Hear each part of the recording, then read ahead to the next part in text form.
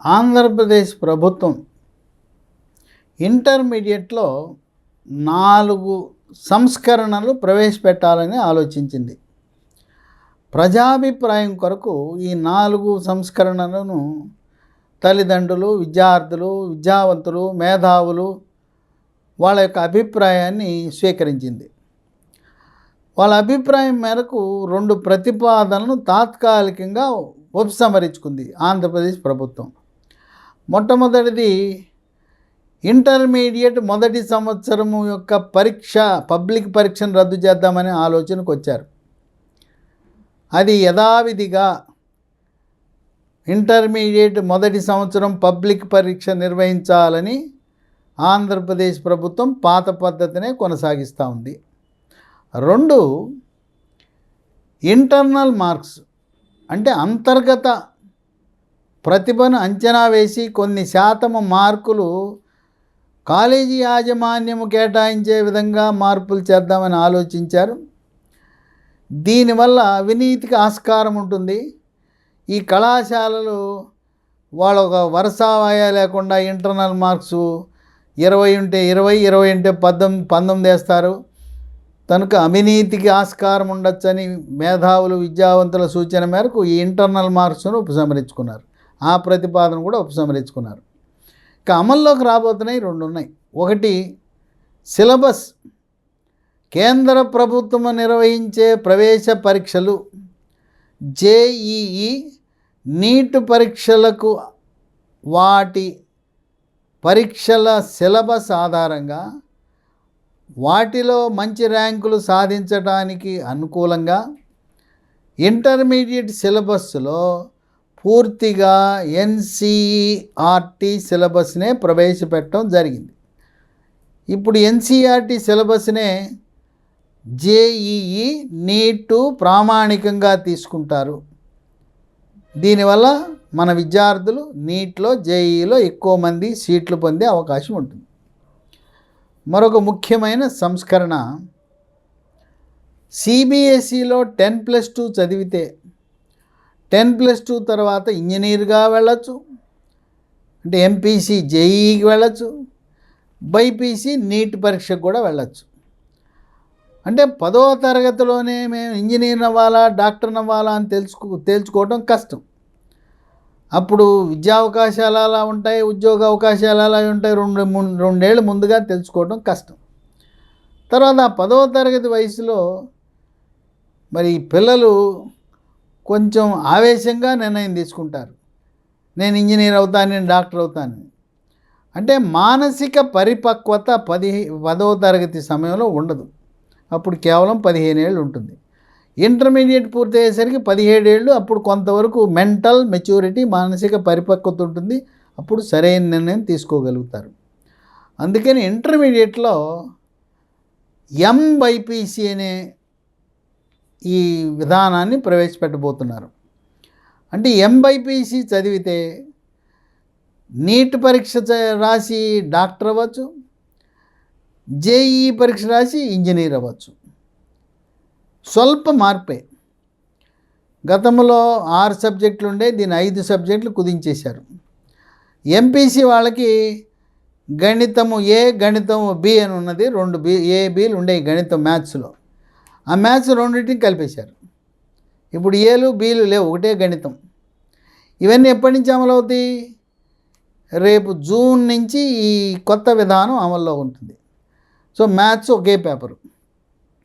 అట్లాగే ప్రస్తుతం బైపీసీ వాళ్ళకి బాటనీ వేరు, జువాలజీ వేరుగా ఉంది. ఈ రెండింటిని కలిపేసి బయాలజీ కింద చేశారు. అంటే 6 సబ్జెక్టుల విధానం 5 సబ్జెక్టులకు వచ్చింది. ఇప్పుడు ఎంపీసీ వాళ్ళు, బైపీసీ వాళ్ళు ఇద్దరు కామన్గా చదవాల్సిన సబ్జెక్టులు 2 ఉన్నాయి. ఫిజిక్స్, కెమిస్ట్రీ ఇద్దరూ చదవాల్సిందే. ఇక లాంగ్వేజెస్ విషయంలో ఇంగ్లీషు తప్పనిసరి. 2వ లాంగ్వేజ్ తెలుగు కానీ సంస్కృతం కానీ మనకి ఇష్టం వచ్చింది తీసుకోవచ్చు. ఇప్పుడు ఎంపీసీ విద్యార్థులు వాళ్ళు ఫిజిక్స్, కెమిస్ట్రీ, మ్యాథమెటిక్స్తో పాటు 6వ ఆప్షనల్ సబ్జెక్టుగా బయాలజీ తీసుకోవచ్చు. అట్లాగే బైపీసీ చదివే వాళ్ళు 6వ సబ్జెక్టుగా ఆప్షనల్గా మ్యాథమెటిక్స్ గణితం తీసుకోవచ్చు. ఈ 6వ సబ్జెక్టులో ఫెయిల్ అయ్యారు, ఏం పర్వాలేదు.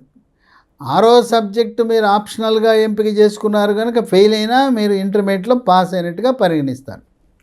కానీ నీటు జేఈలో మాత్రం మీరు మ్యాథమెటిక్స్లో ఫెయిల్ అయితే మీకు ఇంజనీరింగ్ ప్రవేశం ఉండదు. అట్లాగే ఈ నీట్ పరీక్షలో ఫిజిక్స్, కెమిస్ట్రీ, బయాలజీలో 50% మార్కులు రాకపోతే ఇంటర్మీడియట్లో ప్రవేశం ఉండదు. కనుక ఒక సబ్జెక్టు ఫెయిల్ అయితే మామూలుగా మీరు బీఎస్సీ చదువుకోవడానికి పనికొస్తుంది, కానీ ఈ నీటు జేఈ పరీక్షలో ఉపయోగపడదు. మరి ఆర్ట్స్ వాళ్ళకు కూడా ఇదే విధానం ప్రవేశపెట్టారు. ఆర్ట్స్ గ్రూప్ తీసుకుని దాంతోపాటు మ్యాథమెటిక్స్ ఆప్షనల్గా తీసుకోవచ్చు, లేదు బయాలజీ ఆప్షనల్గా తీసుకోవచ్చు. కానీ ఆర్ట్స్ వాళ్ళు ఈ నీట్కి జేఈ పరీక్షకి అర్హులు కాదు. ఆర్ట్స్ వాళ్ళు ఇంజనీరింగ్కినో డాక్టర్ అయ్యే అవకాశం లేదు. ఈ విధంగా ఈ రోజున ఇంటర్మీడియట్ బోర్డు చేసిన మార్పులు, నా సలహా తల్లిదండ్రులందరూ కూడా ఎంబైపీసీ కోర్సులోనే చేర్పించండి. ఎంబైపీసీ కోర్సుని రాష్ట్ర వ్యాప్తంగా ఉండే అన్ని ప్రభుత్వ జూనియర్ కళాశాలల్లో ఎంబైపీసీ ప్రవేశపెట్టాలని నిర్ణయానికి వచ్చేశారు. జూనియర్ లెక్చరర్ల కొరత ఏమాత్రం లేదు, సరిపడా సిబ్బంది ఉంది. ప్రైవేటు కళాశాలలు, కార్పొరేట్ కళాశాలలో కూడా తల్లిదండ్రులు మాకు ఎంబైపీసీ కావాలని అడగండి. తర్వాత తెలుగు మీడియమా, ఇంగ్లీష్ మీడియం అంటే మీరు కింది క్లాసు నుంచి 6వ తరగతి నుంచి ఇంగ్లీష్ మీడియం అయితే ఇంటర్మీడియట్లో ఇంగ్లీష్ మీడియం తీసుకోండి. 6 నుంచి తెలుగు మీడియం చదివి ఇంటర్మీడియట్ కూడా తెలుగు మీడియంలో చదివితే ఏం ఇబ్బంది ఏమి ఉండదు. కొంతమంది అనుకుంటారు ఇంటర్మీడియట్ తెలుగులో చదివితే ఇంజనీరింగ్లోనూ వైద్య విద్యలో రాణించలేము, అక్కడ పికప్ చేయలేము అని అనుకుంటారు. నా వరకు నేను 1వ తరగతి నుంచి ఇంటర్మీడియట్ వరకు మొత్తం తెలుగు మీడియంలో గ్రామీణ ప్రాంతంలో చదివాను. నేనేం కార్పొరేట్ కళాశాలలో చదవలేదు, లేదు ఇంగ్లీష్ మీడియం స్కూళ్ళలోనూ చదవలేదు. మరి అటువంటి దాంట్లో చదివి కూడా వైద్య విద్యలో రాణించడానికి నాకు ఎటువంటి ఇబ్బంది కలగలేదు.